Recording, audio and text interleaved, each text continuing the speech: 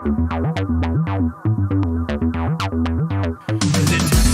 got the best of me. Said bears on my fantasy. Said bears ain't know what I like. We do it all night, alright. Bears that don't discriminate. I take a carbon chop to circumnavigate. Steal my heart and let it percolate all night, alright. Bears got the best of me. Said bears on my fantasy. Said bears ain't know what I like. We do it all night, alright. Bears.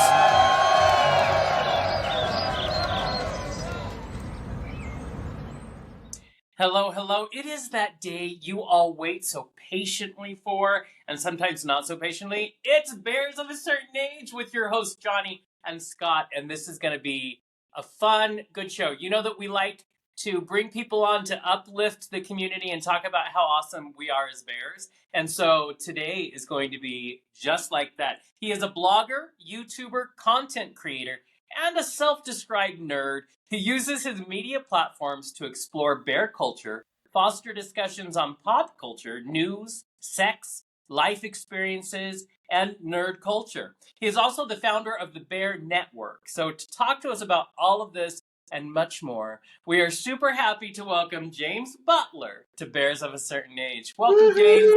Yay! I know, look, supermodel of the world. Bringing the sexy back to Bears of a Certain Age. I like it, James. Welcome aboard, my friend. Yeah, Thank we you for have having fun. me. We have fun on this, and I just want us to dive right in because what was impressive about looking at your work is we mentioned the Bear Network, but your whole purpose to do the Bear Network, Bears of Color, all of that is you like to provide a space because you have talked about how you don't feel like media reflects us.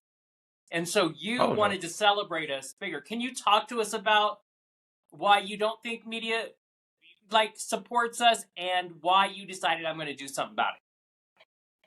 Well, I mean, just the material. Like either if we're shown on media, it's mostly either comic relief or we're the dumb best friend or something close to that. And it's never like the love interest or like the leading man kind of roles.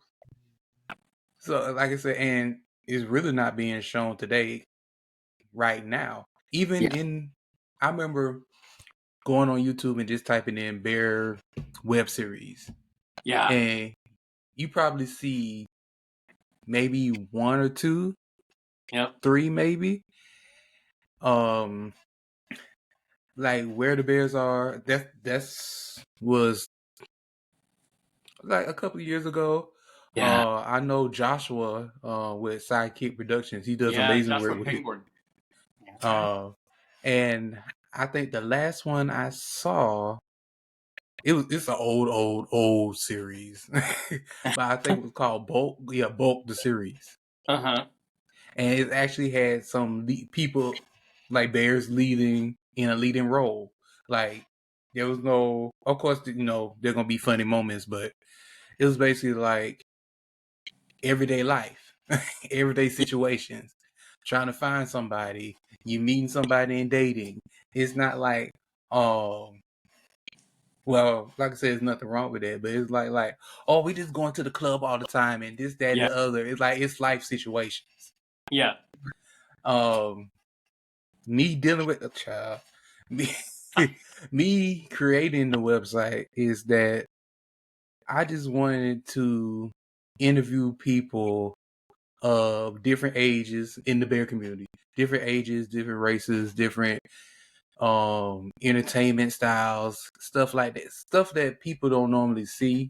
Right. Maybe you get some people that you know, like I interviewed Big Dipper, which I was so proud of that. I was so for sure. I was so proud of that. Because I remember just sending him a message. I was like, he's not going to answer. I'm like, he's not going to answer. And I got a ding. He's like, sure. I was like, right. Nice. Even, I don't know if you know him, Andre. I think Andre Chambers. I'm not sure. I'm not sure. I'd have to know by face. I don't know the name. Right. Okay. Well, if you look it up, you probably know who he is. You probably just don't know about it now. Right. But he was another one I was so excited for because, like your podcast, talk about bears of age. He's, I believe, in his 60s. Nice. Nice. And doing content, doing social media, doing all that kind of stuff. I was like, I would love to interview him and just pick his brain. Right. So, but basically, why I wanted to start this website is to show different sides of people. Yeah. Well, and you're also putting them on the cover. I love that. Like, they get to be cover models, which is where everybody has the right to be, and I love that's what you do. Yeah, because like I said, you don't see normally. I ain't gonna say never, but normally you don't see different type of bears on covers. Right. And like I said, I'm not trying to throw shade at anybody, but we need more bears of color to be on covers. Thank you. Yes, exactly. Very well. So, I mean, Jonny and I have talked about it before. Like you said, there's not that many films anymore with bear things. Music industry is doing great. You can find some great music videos. We have lots of friends in the music. We had Benjamin Cole on last week. Yeah. Amazing that does it. Of course, Tom does great with it. Tom Goss, yeah. Goss, and we've had just some great singers, but you're not seeing that many films done. I think we're doing some great representation in music, but it's tough to see that. I mean, you just don't find it that often. Yeah, Well, it's very hard to find. and Because I you also try to think search it.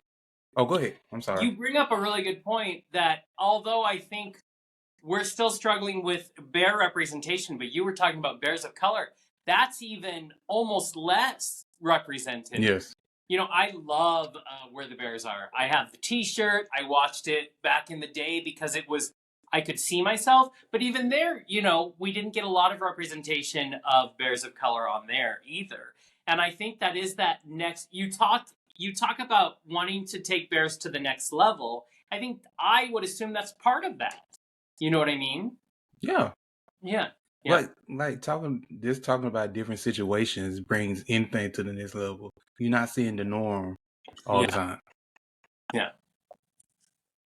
Everything is so segmented now. You have your LGBTQ Pride Month, you have Black History Month. Everything's a month. No one's kind of doing a constant with everything, right? It's like stuff happens every day. This is our life every day. We're Black every day. We're gay every day. We're white. It happens every day. And you're just not seeing that representation, right? Everyone likes to put you in the box and give you that segmentation, right? Well, like I said, which this irks me so much, they try to be inclusive, but like, okay, we just gonna have like a little pop of color here or a little pop of color here, and like that's not representation. That's not representation. Yeah, it reminds me of that old Nina Simone song, Mississippi Goddamn, which was her. She was so frustrated because people were like, well, we're going to let you have this and you should really say thank you to me that I allowed you. But I love what you said, Scott. It's like, it's amazing. Bears get a month, but it's amazing how on March 1st, I still woke up as a bear. Like, it didn't stop. I'm not a twink out of nowhere. I'm not, you know what I mean? So we do like to segment it out and push it out. But like you said, it's up to those of us out there to just take what's ours, create the magazine that's going to bring it to the forefront, put people on the cover that aren't necessarily as the cover, because the only people who can change it are people, us out there. Right. There does seem to be some representation trying with people like you, James. I think even Bear World Magazine this month kind of talked about Black Bear, Black Bear Brotherhood, and them starting to form clubs throughout the country. It started in Detroit there. Have you heard of that movement and kind of been a part of that at all? Yes, I have heard of the movement. I think it's run, one of the founders is Tim West, I believe. And I actually interviewed him on my YouTube channel long time ago because he was coming out with a album. I think it was called Iconography. Oh, nice. something like that. But yeah, I interviewed him a long time ago, and yes, they do amazing work. Like they do like events, they do movie nights, they do dinners, stuff like that. That's centered around black bears coming together to do stuff, or bears of color coming together to do stuff. Yeah. And I know another event is called Big Boy Pride. Oh, nice. Yeah, Yay. that does the same thing. Yeah. And Well, run I by love Jay it. Holiday and Tony Brown. See, I love that. I do feel like, talking to that segmented thing, all of these pieces, like there's certain organizations that focus on one thing or certain,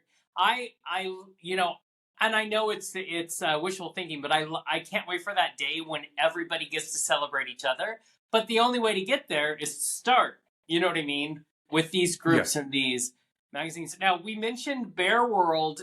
Did you look to them to see, or because you guys are very different from each other, you kind of have crossing here and there, but you're very much your own kind of publication. Did you know anything about Bear World at that time? And then did you specifically think, I'm going to do this, but I'm going to do it this way. I'm going to make it a little different. Yeah, like I said, Bear World was one of my standards. Because they were, I ain't gonna say the original, but they really pushed me into doing blogging. That and bear mythology. Oh wow! Nice. Say that again. What's that phrase? Bear mythology. It's a blog site. I forgot the author who made the site. Oh, that's okay. You can Google that. Them two, I was like, oh, okay, I like how they do that, but I want to do it, but I want to do it in my own way. Yes. Yeah. Because those were like the first two that I just stuck with and, read their stuff. And I'm like, I like what they do, but let me do it my way. And another thing, I don't know about bear mythology, but, Bear World, they got a whole team. Yeah. over there. And it's just me and two other folks, Mark Estes, which helped me with my writing, because sometimes it makes sense to you, but if a other person read it, they're like, this don't make no sense. Jonny and I know there's a big difference between budget and no budget. We're kind of in the lower end of the spectrum there. Right. We're always climbing our way up, but we're still in the lower spectrum. Now, how do you see yourself, or what are your goals for yourself as far as what you want to do? Like, Jonny is very active in the community. He does his website. He goes out and does events. I'm very much online presence. I like to talk to people online and kind of do that. You're doing the online presence now. Do you have goals to go out in the community more, or what are you looking to do as you expand your presence? Well, hopefully, like the website name, do a network. Like maybe not on TV, but it'd be like an online network. This I have to get back to YouTube because I haven't done YouTube in a good long time. But I would love to get back to YouTube and making videos. Probably add more people to my team. Just making a network I can have like other podcasters make their own shows and stuff like that. Shouting out another creator, A Connection TV. He does work in the community, and his work is so high budget. Wow. And he's not like a major network, but he has his own site that makes web series. It may not be big boy friendly, but his content is just so like, he's what I aspire to be sometimes, because the way he does stuff and how fast he does it and how he put it out and everything looks pristine. Wow, I love that. It's amazing. But to answer your question, I would love to do like bring people in and make my own network. Yeah. Like other people make shows, maybe I can get like my own web series going, maybe, or have like a bear sketch show, stuff like that. I just Yes. want to do Yes. stuff like that because we just need more content of us. Yeah. Yeah. Because, like I say, you go to YouTube now and type bear web series or bear any kind of content. Most of it is like 10 years old, 12 years old, And 13 most of years it old. isn't, like you were saying, it's not focused. Like you were mentioning earlier, I believe greatly in, when I wrote my sitcom, I thought, well, no network is going to say, hey, you're a funny fat guy.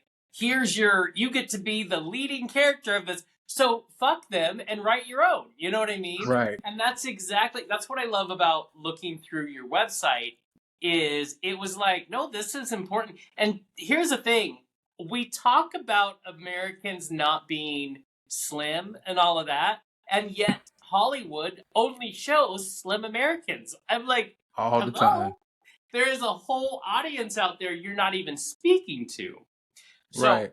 really quick question for you. When was the first time you saw yourself reflected in media? Oh, God. As a big boy, probably Fresh Prince, Uncle Phil.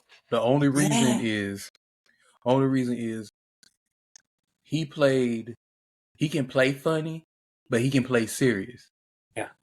And plus he had a background in theater. Yep. So he can be goofy, but he can be serious. He can be funny, but when he can be stern. It's different emotions. It's not like, oh, I'm goofy all the time. Ooh, I'm fat. I fall and it's stuff like that. Yeah, that's probably my first reputation. That and Roseanne. Oh yeah. Even though she kind of went off the rails down the line. Yeah. But, She went completely off. Right. But her show was iconic. Mm-hmm. And it showed a regular family, a regular plus size big person family. There wasn't no like cinch waist wife and muscle bound husband. It was real life. It showed real life. That's what a lot of shows try to be or want to be, and it's not coming off authentic. So I love that. And James, what is your background? Were you always in some type of an entertainment background, or were you a writing background, no. or how did you make this pivot to what you're doing now? What is your background, and what brought you to where you're at today? My background is I'm a chubby black boy in the country. Cause like I said, I wasn't in entertainment. I'm very introverted. So especially in high school, I like, oop, nope, don't touch me. Leave me alone. I'm reading my books in the corner. Leave me alone. But I really started getting into writing and stuff when, okay, all you young people, y'all may not know this, but when AOL, we had to get our disc in disc to the mail. Going on websites and just reading. Right. Seeing people just create stuff, seeing people just putting their thoughts on websites like LiveJournal, Blogspot, stuff like that. Just reading. Yep. Like going online. That's where I got most of my creativity and stuff from. Cause like, okay, you can do that, I can do that. Exactly. There's no wrong answers on there, right? I mean, it's your thoughts. It's nobody else's. So whatever you write is true to you at that time. So that's the best thing about that free form writing, right? Is it's your thoughts and it's your opinions, and kind of to hell with everybody else. It lets you get that expression out there, right? But like I say, it also showed that you don't have to have a background in anything. If you just want to do something, just do it. And it's not going to be perfect, because me being a Capricorn and ADHD, I want everything perfect. Yeah. Because I started so many blogs. I was like, oh, I think this cute. Then like 3 months to a year down the line, like, this is so ugly. I think it's so It's funny so that those of us who are perfectionists are drawn to media life. And I'm like, that is so torturous because you want it. But I noticed in your bio that you sent over that you even call yourself an amateur blogger. But I think at this point, you're allowed to take amateur out of it and just own that you're a writer. You know what I mean? well, like I said, I say that because I don't want to disrespect the people that actually went to school and studied. Yeah. Because, like I said, it's work. It's a profession. You got to get your facts straight. And like I said, for people who went to school and done it and do it in real time. Like I said, I'm just amateur. I just started something. I ain't really had no formal training and nothing. So, and I'm just learning as I go. Like I said, my editor Mark, he be looking at my stuff like, "Girl, what you talking about? What you?" It's like you write in circles. That's the best thing about art, though, and I think Johnny can attest to it better than any of us can, is it's very subjective, right? Graffiti is graffiti to someone and art to somebody else, Yeah, right? true. Your writing and your style of writing might be word jumble to somebody else, but it's poetic to somebody else. So Right. it's really, art is so subjective that you can't, and Johnny and I were talking about last episode about putting ourselves down, right? So you got to really kind of take that and empower it, whatever it happens to be that comes out of you. It's the best, perfect, best expression that you have at that time, and it's perfect at that time. Yeah. Mm-hmm.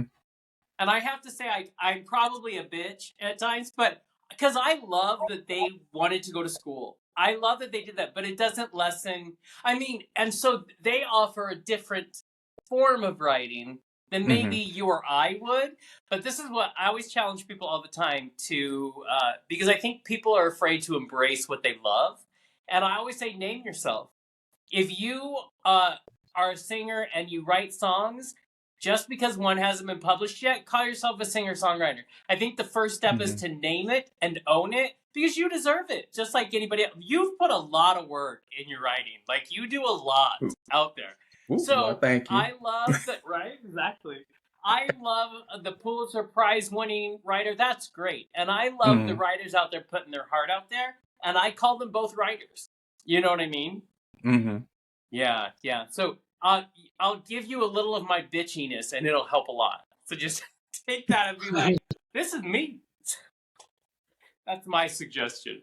Okay. Because how many magazines have you done? So how many covers were there that you've done so far? A lot. Job put me on, I think either 22 or 23. That's amazing. And when did you start? Oh my God.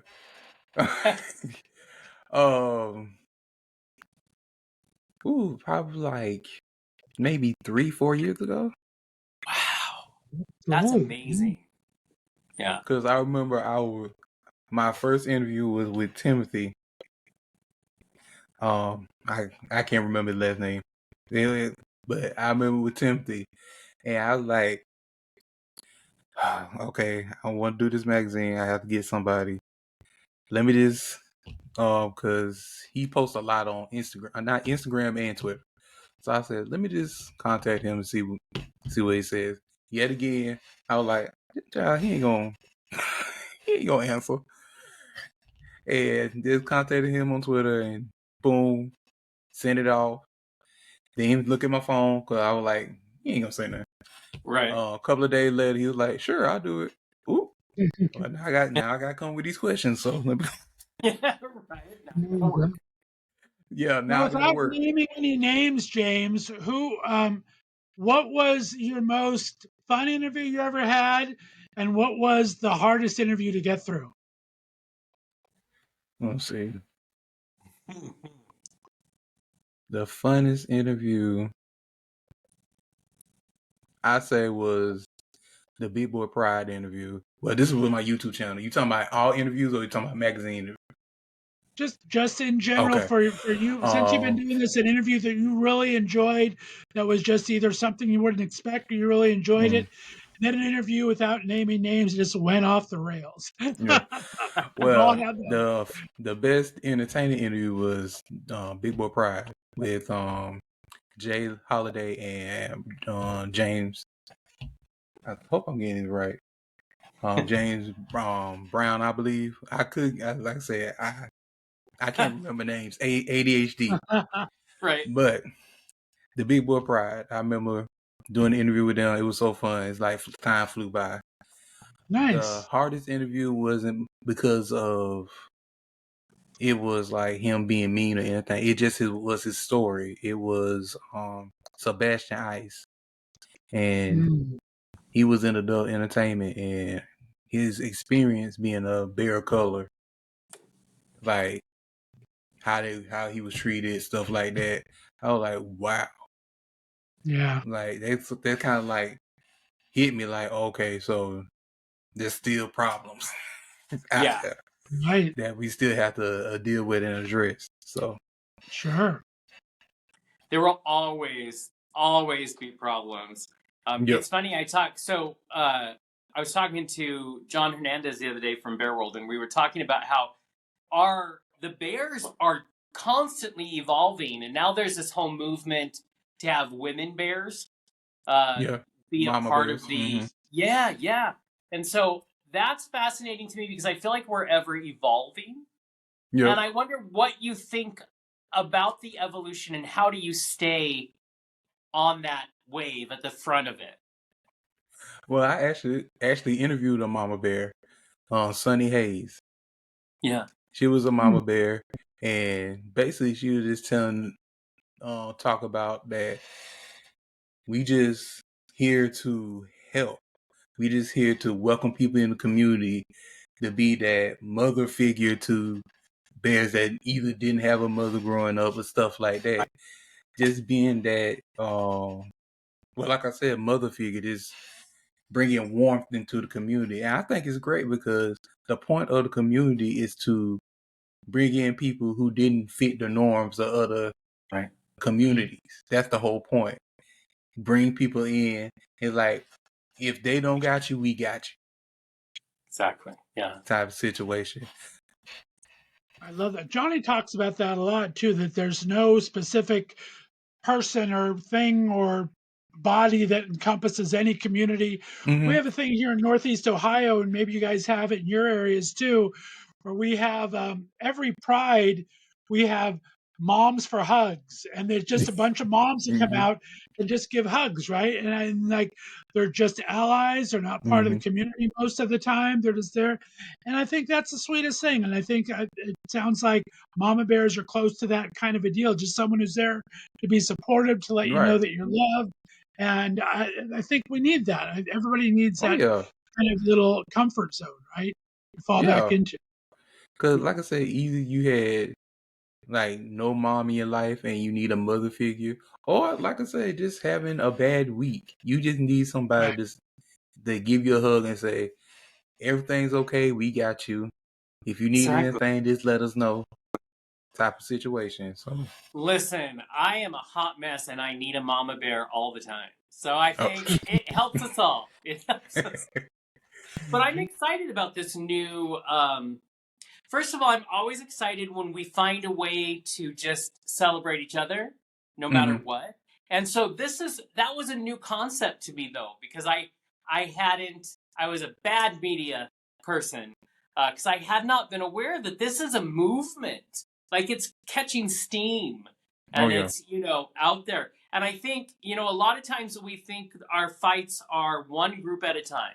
It's fight for the bears, then it's fight for the bears of color, then we have to fight for them all at all times. Yep. Moving forward, there's not just one at a time. That's part of the problem with, Transgender Day of Remembrance. It's everything we do should be every day.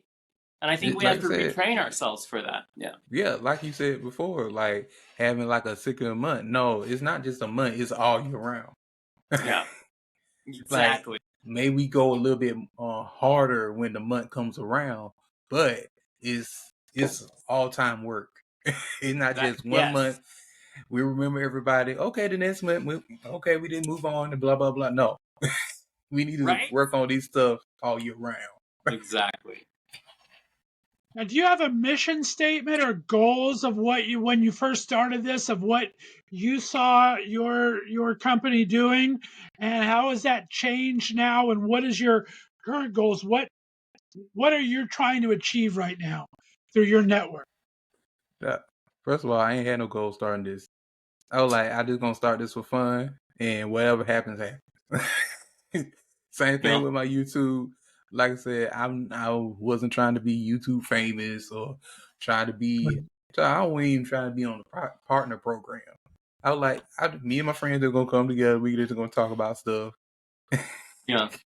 and get everybody come in this chat. Same thing with Right. my website. I was like, I'm just gonna do this for fun. I'm not trying to do this for money or anything. I'm just doing this for fun and just to talk to people that I'm fans of, basically. Right. And I did not know that it was going to get this big. Cause like I said, I'm a little country boy in Albany. So little country boy in Albany. So for it to get traction, it really is eye opening, and I'm happy about it because I was like, oh, okay, so y'all are really actually reading this stuff. Right. Like I said, my future is just to be just a place where content creators can go and just create. Yep. Like that's my ultimate goal. Like this, like bring talented people in and just create, and I like that. don't have to worry about trying to impress anybody. Like I said, just come in, just create. If it don't work, then hey, scrap and start something else type of situation. Cause we need different kind of stuff. Cause like I said, we got comedy bears, we got people in drama, we got all kind of stuff. We just not one dimensional type Exactly. people, Yeah. which a lot of media show all the time. Well, our media sometimes, not all, but all media show one cookie cutter type of bear. And Exactly. like I said, we're all not like that. So just to create a space where like you can create anything, you can see all aspects of the community. Yeah. And stuff like that. That's would be my ultimate goal. Just do that. What, as you get in media, a lot of us, I guess we kind of stumble into media. I know that's how I got involved in things. What is the most surprising thing you've learned through this journey so far? Surprising thing is that you can't please everybody. Yeah. Yeah. And they all have opinions. Yep. Because going in, I like, okay, I was just going to create and everybody's going, well, I ain't going to say everybody's going to love it, but I just didn't realize how many opinions that were going to come in on certain situations. Yeah. Especially when I started my YouTube channel. Like I said, when you first start, like when you first get into anything, you don't expect negative. Like I said, I'm like, this the best thing I ever done. Oh, they gonna love this situation. And one person is like, this sucks. Yep. Or you're ugly. Or there's some just off the wall something. Yeah. And it just messes up your day when you first start out. It just messes up your day. You go thick skin pretty quickly though, right? Yeah, because you get 100 good comments and three comments that stick out that bad, and you think of it all day long. Mind you, hundreds of comments saying, "Oh, I love this episode. This was a good episode," but you just focus on that one comment. So, the biggest thing I learned is that you can't please everybody. Everybody got something to say. Someone taught, an old vocal coach of mine when I was like 17, taught me one of the best things I've ever learned, which is when you go on stage or you put yourself in front of everybody, 90% of that audience wants to love you even before you hit the stage. And 10% of that audience, no matter what you do, is going to hate you. So don't focus on the 10% because you can't change them. Focus on the 90 that want to be there to celebrate you. But it's a hard lesson to learn. And until those people start hating, it's, you have no way to practice that. And it sucks, but, you have to get that thick skin they always tell us about. Oh, yeah. Which I wish we didn't have to have. But yeah, I get it. I get it. I mean, obviously everybody loves Scott and I. But, we've heard that well, lucky y'all. right. Who would not? I mean, Exactly. what are you most excited about continuing? What is your short-term goals and your long-term goals? What really makes you happy to do? Okay, my short-term goal is I want to start a podcast. That's my short-term goal. Long-term goal is I want to create another magazine, but it's more couple-based. Oh, wow. So what you're saying that. is you didn't learn your lesson because that's work. But can you tell me more about? I'm intrigued by this. More basically just interview couples like in the community that, like I said, we always get single interviews, but I would love to interview couples and see how their dynamics work, right? How they deal with problems, how they met, or stuff like that. Did you have to teach him like what you like in bed, stuff like that, that people don't really talk about, and I would love to get down to the nitty-gritty of certain relationships, and that may help other people down the line. They're like, oh, I never thought about that, or I never thought of a relationship being that way. Or like I said, I feel seen, somebody doing a relationship I'm in now that people don't really talk about situations. Yeah. I've thought about that for a long time. I'm kind of in the same boat with that. I think it's an intriguing thing. I've talked to Tom Goss about it. He's kind of had an idea with that. I just think it's very interesting. It's like before we were never able to get married. Now we're able to get married. Do we really want to? Where does this relationship go? I mean, there's so many fun little avenues you can take with couples, asking them the different dynamics, pre-marriage, after marriage, how you met. So yeah, I think that's a great idea. I've been having it in the back of my mind for about 3 or 4 years myself. So that's a great idea. And listen, all I have to say is pro tip, you always have to teach it. I'm just saying. You always have to teach each other how to make it good. Yeah, well, that's the thing. That's the things people don't talk about. Like I said, everything's so glamorized. Yeah, yeah. And people get false perspective on things because you see the glamorous side of stuff, but what about the arguments that you don't see? Exactly. And I mean, what I always am fascinated with is I want to know the reality of how they're able to make it work. Because the first thing is we need to understand that relationships take work. And then I'm curious about how successful couples are able to make it work. Because that's fascinating to me, in hopes that someday I may get to emulate those things. Or interview couples that are like one person is a music industry and the other person is just a regular civilian. Like, how do y'all make that work? Or like another couple is across the country and you're, having a long distance relationship. How you make that work? Yeah. Like different topics and stuff you can do it, different stuff you can do with that and make people say, oh, okay, I'm in that same situation. Yeah. Kind of situation. Yeah, a lot of people have talked about doing it, but not many people are. So I would jump on that back wagon if you're interested. It's been in the back of my head for like 3 or 4 years, and I'm just too busy or too lazy. One of the two. I haven't decided yet how to get it done. But that's it's a great the idea. thing. Just But that's the start thing up. people don't know about content creator either.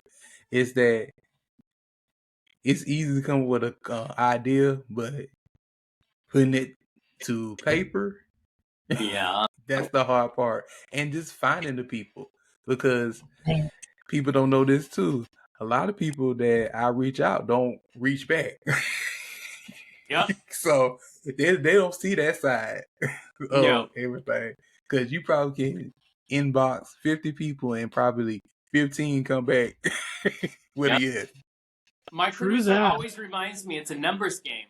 You know, Yeah. it really, you have to send out, you know, a ton and hope for a little to Yep. come back to.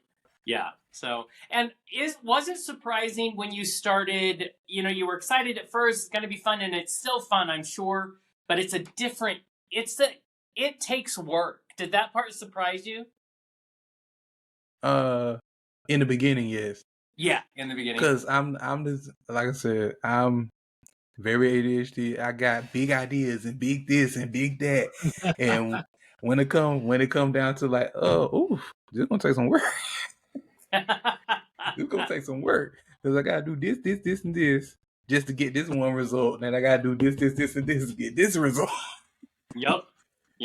And then you got like, okay, I gotta proofread. Then I gotta check and make sure everything's right. Okay, I don't like how that looks, so I have to change this.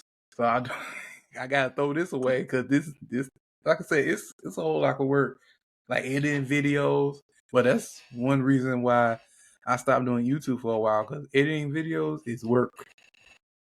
That's what I hate the most. I hate editing with all of my heart. Yeah. That's why I'm glad. We all go into the entertainment business, and you look at all these terms like associate producer and executive assistant and assistant editor. It's like, what do they need all these people for? Then you're like doing it on your own, going, I want these people. Where are these people? Exactly. Come to me. But isn't it true now? All of us have had editing in our lives, and it's awful. Mm-hmm. But can I tell you, now I want the Oscars to celebrate editors, because you know the work it takes to make something look good. And I'm like, no, that is Oscar worthy. Make it look good and make it cohesive. Yes. And effortless. And any editor, we always complain about movies where the best scenes were in the preview. I'm like, those people need an award, because they made it exciting to get in that seat, and you pay the arm and the leg just to go see a movie. Listen, editors are unsung heroes. Yep. Because, like I said, they make it smooth enough that you don't notice. Like, exactly. Like for YouTube, you can make it a little choppy, and you can get away with it. But in movie, if you're trying to tell a story, you can't be choppy. It got to be effortless. Throughout the movie, and that takes talent and a good eye. Yes. And about 800 hours, you know. Exactly, right? And that's another thing. Like, it's so much footage. Like I said, everybody see the finished product. Yeah. But they don't see all the footage you had to throw away in the background. You never want to see the sausage being made, as they said. Very much so, exactly. Exactly. We got to start wrapping it up. I'll ask my last question, then Johnny will ask his, and we'll wrap things up here. Okay. What is who's on your dream list now that you would like to talk to next? Is there a couple people that are on your wish list to talk to right now? Big boys in general, I would love to interview Kevin Michael Richardson. Oh, wow. Have you reached out? No. But that would be my another one. Let me see. Wow, it's so many. Good. It's so many. I can't, like I said, I can't think of just one right. It's so many. It's just so many that I want to reach out to it, just because it's not just popularity wise. It's just their story. Yeah. Like I would love to just know behind the scenes of what's going on and certain stuff. Exactly. And what a lot of people, I remember when I first did my first interview, it was like 10 questions. And now now it's like either 20 to 30. All depends Right. how much I want to know about the person. Exactly. And Yep. I send out messages that, look, these are gonna be a lot of questions, so take your time. Because What's the best thing too about when you're starting out, when it's all you and it's all yours, you decide who you want to interview, so yeah, you're always invested in yourself, so you're interested in it, or you wouldn't have invited him to be on the show, right? right. After you've been doing as long as Jonny and I, you get a lot of people reaching out, and you have some obligations that you have to do, and you kind of phone those in a bit. So it's nice when you're young and starting out and everything to really be able to pick and choose and pick people you're really interested in. So I think that's the best way to do it. Yeah. Yeah, I think that's amazing. I like when I started, everybody wanted me to give them their questions before we would do like a show, and I said no. And it isn't until later in your media career that they get it, because now everybody's talked to each other. They're like, he's not going to tell you. He's just gonna. But you have to earn those, earn those stripes. And but I also think you were talking about wanting to know more about people. Scott really loves autobiographies. He likes to read like what they have to say behind it. I have a lot of respect for that, because when a person's story is, there's so much nuance, it's fun. Like I have said it a million times, I am reading the Barbra Streisand, because I'm that age.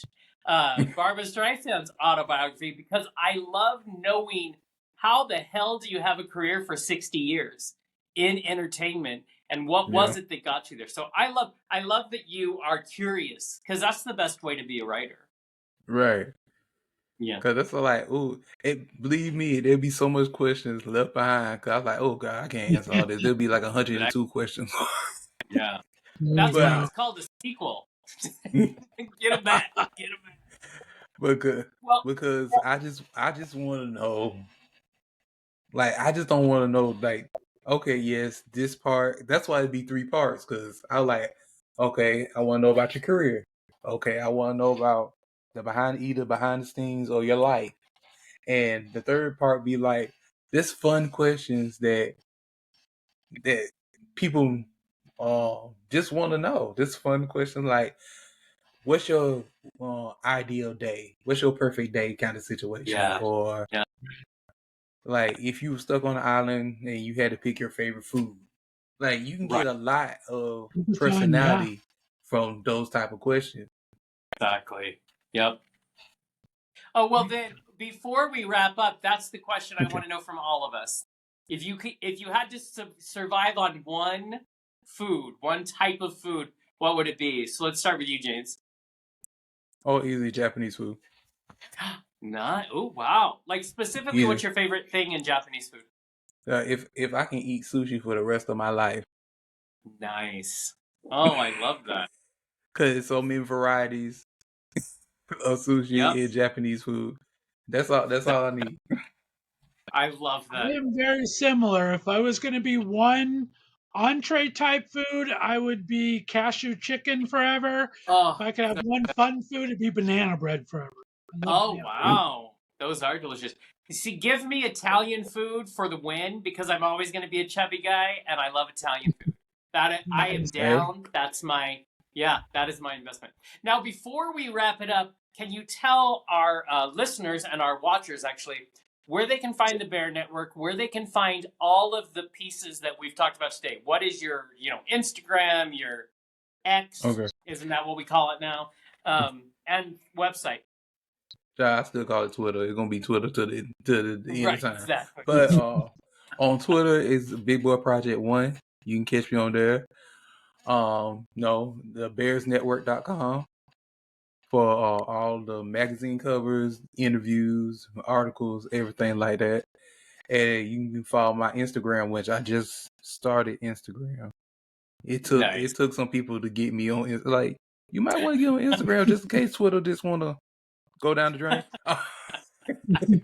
But Instagram is the same thing. The Your Bears automatic Network. post to it. It's nice. Yes, You schedule just it. let it go on its own. Right. Instagram, the Bears Network, and I'm trying to. Well, I got into Blue Sky. I Yeah. just got, I got the exclusive invite code. So, Oh, wow. but You are fancy. until I get that going, that's the three main things. You can either you want to promote something and you want me to interview you, hey, you can hit me up. If you have anything you want me to write about that's interesting, hit me up. Parting thoughts. Just I think the beard's been on point the whole time. I haven't been able to keep my eyes off it. I'm loving that beard action there. So I'm loving that. And James, I appreciate you coming on the show. Thanks so much. Oh, thank you for having me. It was so fun. It was so fun. Bye.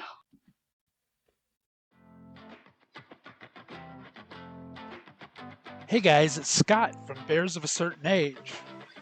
Surplus is here, the new gay dating app exclusively for us mature men. Jonny and I are excited to have them as our premier community brand partner right here on Bears of a Certain Age.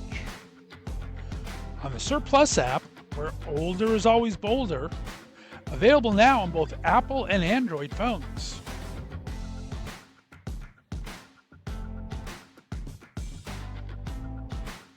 We hope you'll join us where you can get the app so you can meet the man.